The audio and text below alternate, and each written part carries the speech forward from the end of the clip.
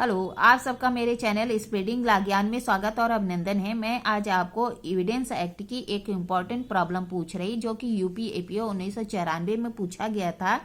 अगर आपको इसका उत्तर पता है तो इनबॉक्स में जाकर टाइप करिए, नहीं पता है तो मेरी पूरी वीडियो वॉच कर लीजिए। पुलिस कांस्टेबल के द्वारा तांगे पर ले जा रहे अभियुक्त ने पुलिस कांस्टेबल की अनुपस्थिति में तांगे वाले से अपने अपराध की संस्वीकृत की। क्या कह रहा? पुलिस कांस्टेबल द्वारा तांगे पर ले जा रहे अभियुक्त ने पुलिस कांस्टेबल की अनुपस्थिति में तांगे वाले से अपने अपराध की संस्वीकृत की। तो क्या ऐसी संस्वीकृत को साक्ष्य में ग्राह्य है? जो ये प्रस्तुत समस्या है यह धारा 26 के उबंधों पर आधारित है।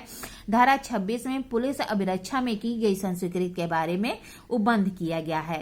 धारा 26 में कोई भी संस्वीकृति जो किसी व्यक्ति ने उस समय की है जबकि वह पुलिस की अभिरक्षा में हो तो ऐसे व्यक्ति के विरुद्ध साबित नहीं किया जाएगा जब तक कि वह मजिस्ट्रेट की साक्षात उपस्थिति में न किया गया हो।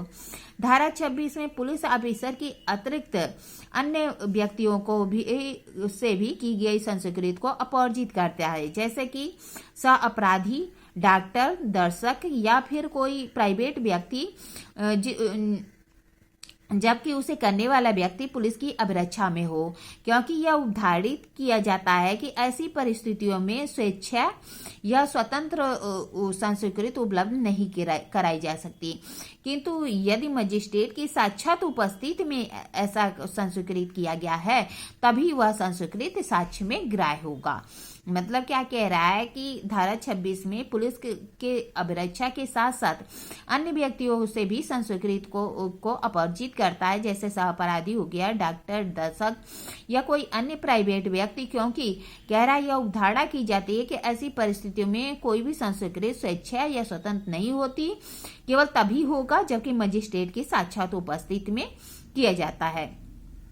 अब क्या कह रहा है कि प्रस्तुत समस्या में पुलिस कांस्टेबल के द्वारा तांगे पर ले जा रहे अभियुक्त ने पुलिस कांस्टेबल की अनुपस्थिति में तांगे वाले से अपराध की संस्वीकृति की। प्रस्तुत समस्या आर बनाम लेस्टर, एक केस आई थी आर बनाम लेस्टर की, मुंबई की थी। इसके तथ्यों पर आधारित है।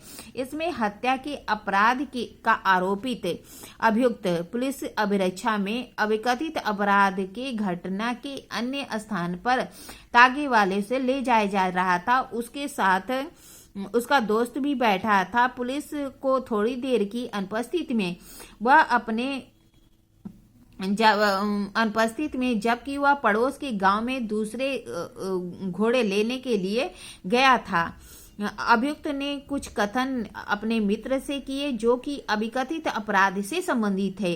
निर्णित किया गया कि जो पुलिस की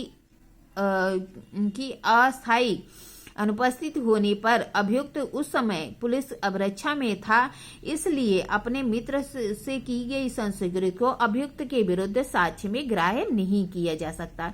मतलब क्या कह रहा? आर बनाम लेस्टर के मामले में क्या था कि जो अभियुक्त है उसको पुलिस द्वारा एक किसी स्थान पे ले जाया जा रहा था। उसके साथ उसका दोस्त भी था और उसने क्या किया कि जब पुलिस अनुपस्थित था तो अपने दोस्त से अपराध के संबंध में संस्वीकृत करता है।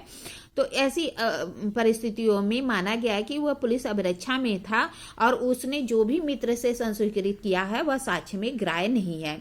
प्रस्तुत समस्या में अभियुक्त पुलिस अभिरक्षा में माना जाएगा, क्योंकि धारा 26 के अंतर्गत अभिरक्षा का तात्पर्य केवल शारीरिक अभिरक्षा ही नहीं है बल्कि दो बातें भी शामिल हैं कि अभियुक्त की स्वतंत्रता पर कोई प्रतिबंध आरोपित करना। क्या कह रहा है कि इसका अभिरक्षा से तात्पर्य केवल शारीरिक अभिरक्षा ही नहीं है बल्कि उसमें दो बातें शामिल होती हैं कि अभियुक्त की स्वतंत्रता पर कोई भी प्रतिबंध आरोपित करना। ऐसा प्रतिबंध पुलिस द्वारा प्रत्यक्ष या अप्रत्यक्ष रूप से आरोपित करना है। क्या कह रहा है कि जो अभिरक्षा है वह शारीरिक अभिरक्षा ही नहीं होती बल्कि किसी व्यक्ति की जो स्वतंत्रता है उस पर कोई प्रतिबंध आरोपित किया जाता है और ऐसा प्रतिबंध पुलिस द्वारा प्रत्यक्ष या अप्रत्यक्ष रूप से आरोपित होता है तो उसे भी अभिरक्षा माना जाएगा। फिर क्या कह रहा है? अतः अभिरक्षा का तात्पर्य आवश्यक रूप से औपचारिक गिरफ्तारी के पश्चात अभिरक्षा से ही नहीं है। इसके अंतर्गत वह स्थिति भी है जिसमें कि अभियुक्त को पुलिस ऑफिसर के चुंगल में आ जाना कहा जाता है। कह रहा कि अभिरक्षा का तात्पर्य केवल औपचारिक गिरफ्तारी के पश्चात अभिरक्षा ही नहीं है, बल्कि वह भी स्थिति है जबकि अभियुक्त पुलिस ऑफिसर के चुंगल में आ जाना कहा जा सकता है और उस पर पुलिस का किसी न किसी प्रकार से चौकसी होनी हो और उसके आने जाने पर पुलिस द्वारा प्रतिबंध लगाया गया हो। क्या कह रहा, अभिरक्षा का तात्पर्य केवल औपचारिक गिरफ्तारी के पश्चात अभिरक्षा ही नहीं है, बल्कि ऐसी भी परिस्थितियां हैं जिसमें कहा जाता है कि अभियुक्त पुलिस के चुंगल में है या पुलिस का उस पर नियंत्रण है, चौकसी है और उसके आने जाने पर कोई प्रतिबंध है, तो माना जाएगा कि यह क्या है, अभिरक्षा है। प्रस्तुत समस्या में भी यद्यपि कुछ समय के लिए पुलिस अनुपस्थित है, किंतु उसने अभियुक्त को गिरफ्तार किया था और कुछ समय के लिए अनुपस्थिति में यह नहीं कहा जा सकता कि अभियुक्त अभिरक्षा में नहीं था या यह भी अभियुक्त की स्वतंत्रता पर प्रतिबंध था। यह प्रतिबंध प्रत्यक्ष या अप्रत्यक्ष हो सकता है।